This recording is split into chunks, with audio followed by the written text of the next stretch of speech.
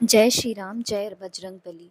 बहुत सारे लोग राम नाम लिखकर बहुत कुछ पा रहे हैं, क्योंकि उन्हें पहले नहीं पता था। जैसे ही उन्हें पता चला कि राम नाम लिखने से बहुत कुछ हमें प्राप्त होता है, हमारी मनोकामना पूर्ण होती है, तो लोगों ने राम नाम लिखना शुरू किया और उनके साथ कई अनुभव होने लगे।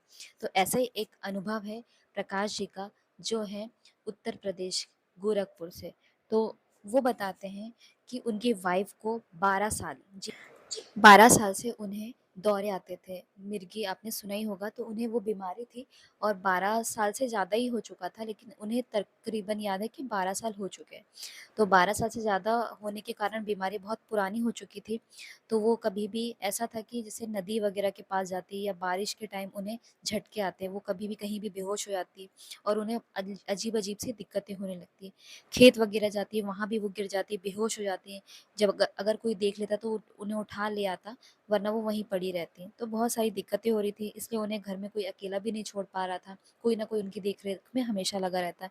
लेकिन जब कोई इंसान बीमार रहता है और देख-रेख करते हैं, वो तो ठीक है, लेकिन हमेशा कोई, हर इंसान, ज़रूरी नहीं कि एक इंसान आपके साथ अवेलेबल ही हो, क्योंकि बहुत सारे काम होते हैं, हमेशा कोई आपके पास नहीं रुक सकता। तो हमेशा वो कुछ ना कुछ दवाई ढूँढते रहते हैं। बहुत जगह डॉक्टर को दिखाया, लेकिन कहीं भी उनको आराम नहीं मिल रहा था। तो वो बहुत ज़्यादा परेशान हो चुके थे, बिल्कुल एकदम पगला से गए थे, क्योंकि बच्चों को भी पालना और घर के काम भी, क्योंकि वाइफ़ करती तो थी, लेकिन बीमारी के कारण इतना काम नहीं कर पाती थी, इसलिए हस्बैंड को भी करना पड़ता था। बच्चे भी बहुत ज़्यादा बड़े नहीं थे। तो वैसे 7th-8th में उनके बच्चे पढ़ते थे, तो इसलिए उन्हें साथ में काम करवाना ही पड़ता था। बच्चे भी नहीं कर पाते थे काम, तो बहुत ज़्यादा उन्हें दिक्कत होती थी। सैलरी भी इतनी नहीं थी कि सारा पैसा वो इलाज में ही लगा देते, कुछ पैसा इलाज में लगाते, कुछ पैसा वो घर के खर्चों के लिए रख लेते। लेकिन क्या करें, गरीब आदमी के पास इतना पैसा नहीं होता है कि वो अपना घर भी चला रहे और बीमारी का इलाज भी करा लें, इसलिए उन्हें सरकारी हॉस्पिटल में ही दिखाना पड़ता था। तो एक बार हॉस्पिटल के बाहर ही वो रोने लगे, नहीं समझ में आया था, क्योंकि डॉक्टर को भी दिखाया, आराम नहीं मिल रहा था और बाहर से डॉक्टर ने दवाइयाँ जो लिखी थी, इतना पैसा नहीं था कि वो बाहर से दवाइयाँ ले ले सके। तो वहीं गेट के सामने ही बैठ के रो रहे थे। अचानक से कोई एक व्यक्ति उनके बगल में ही बैठे थे, उन्होंने कहा, "क्या हुआ इन्हें?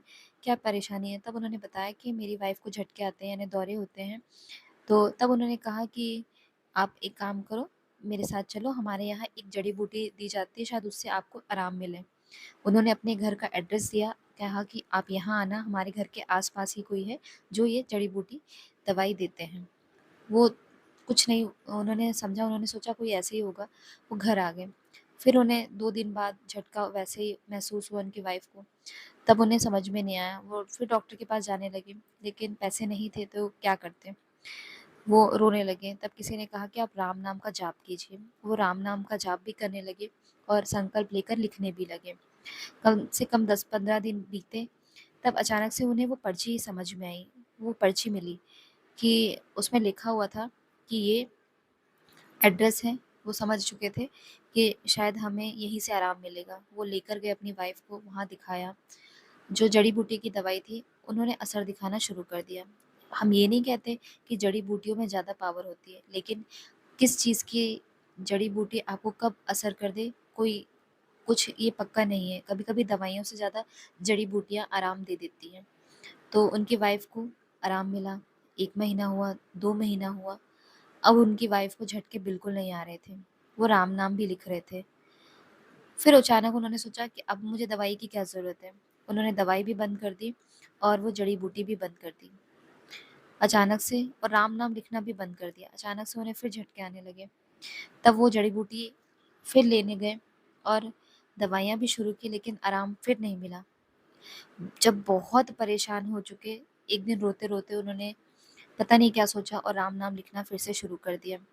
अगले ही दिन, यानी रात में आपने उन्होंने लिखा और सुबह उनकी वाइफ़ की तबीयत एकदम ठीक हो गई। सुबह उठी और वो घर का काम करने लगी। कहने लगी, आज मुझे बहुत अच्छा लग रहा है। तब उन्हें लगा कि शायद राम नाम लिखना मैंने शुरू किया, तब मेरी वाइफ़ को ये जड़ी-बूटी के बारे में पता चला और मेरा जो भी इलाज था वहीं से हुआ। जड़ी-बूटी वो कुछ और नहीं थी, कुछ जड़ी-बूटियाँ थी जो भगवान को चढ़ाकर वो देते थे। हनुमान जी को स्पर्श करके वो दिया करते थे। तो उन्हें लगा कि शायद ये भगवान की शक्ति है। जड़ी-बूटियों में पावर तो होती है, लेकिन भगवान की जो वो पावर है वो जड़ी-बूटी के माध्यम से उन्हें मिल रही थी। तब वो समझ चुके थे कि उन्हें राम नाम लिखना नहीं छोड़ना है। रोते-रोते वो भगवान के पास पहुँचे, यानी अपने घर के मंदिर में पहुँचे और भगवान के चरणों में रोने लगे और भगवान के सामने कहा कि भगवान, मैं समझ गया हूँ मुझे क्या करना है। आज के बाद मैं राम नाम लिखना कभी नहीं छोड़ूँगा। ये आपका ही प्रभाव है, ये आपका ही चमत्कार है जो मेरी बीवी ठीक हो गई। उस दिन के बाद उन्होंने राम नाम लिखना कभी नहीं छोड़ा और उनकी वाइफ़ आज भी ठीक है।